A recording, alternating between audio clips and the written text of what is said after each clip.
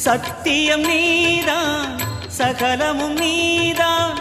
நித்தியம் என்னில் நிலைப்பவன் நீதான் அருணாச்சலா உனை நாடினேன் அருணாச்சலா உனை நாடினேன் சிவலீலை செய்யாமல் சிறு ஏனையாட்கொள்ள சிறிதேனும் தயவோடு அருள்வாயப்பா சிறிதேனும் தயவோடு அருள்வாயப்பா